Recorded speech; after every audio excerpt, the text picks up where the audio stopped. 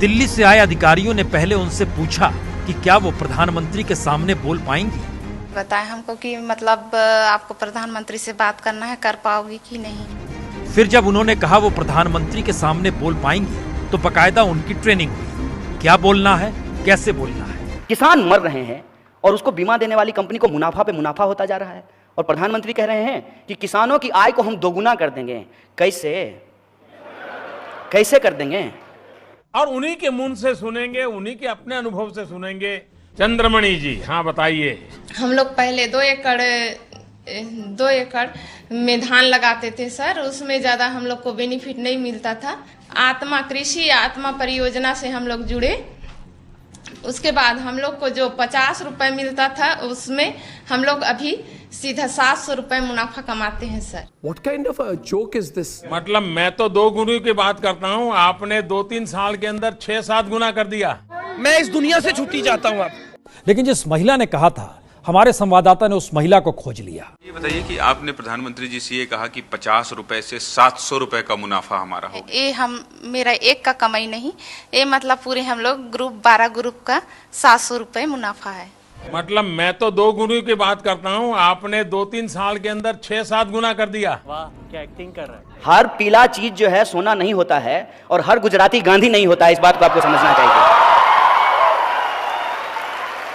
और प्रधानमंत्री कह रहे हैं कि किसानों की आय को हम दोगुना कर देंगे। कैसे? और पहले की तुलना में आय कितनी बढ़ गई आपकी?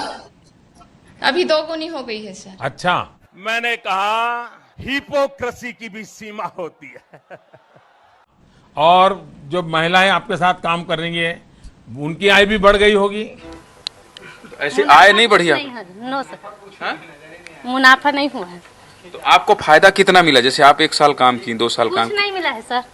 वो हमारा 100 रुपया खुद भरते हैं, वो भी नहीं मिला।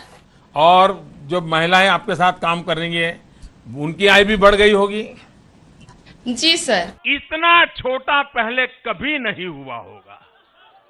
इस देश में 12,000 किसान एक साल में आत्महत्या करते हैं, और उन किसानों को जो बीमा देने वाली कंपनी है, बीमा किसी को नहीं मिलता है, कंपनी को 10,000 करोड़ का मुनाफा होता है। मोदी जी के दोस्त हैं, 10,000 करोड़ का।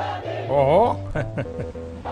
दिल्ली के सड़कों पे किसान के ऊपर पानी की बौछार की जा रही है, डंडे चलाए जा रहे हैं, ऊपर लाठियां और आंसू गैस के गोले छोड़े जा रहे हैं। आज गांधी होते तो जिस तरीके से अंग्रेजों के खिलाफ वो नील आंदोलन को, नील की जो खेती होती थी, नील सत्याग्रह जो हुआ था, उसको लीड कर रहे थे, आज जो किसानों की आत्महत्या हो रही है उसके खिलाफ भी गांधी अगली कतार में खड़ा होकर के संघर्ष कर रहे होते। ये बात हमको समझना चाहिए। जब गांधी जी चंपारण गए थे किसानों के आंदोलन में शामिल होने के लिए, तो उन्होंने देखा कि मीटिंग में महिलाएं नहीं आई हैं। कस्तूरबा को उन्होंने भेजा। अब कस्तूरबा की बात आई तो मैं याद करा देता हूँ।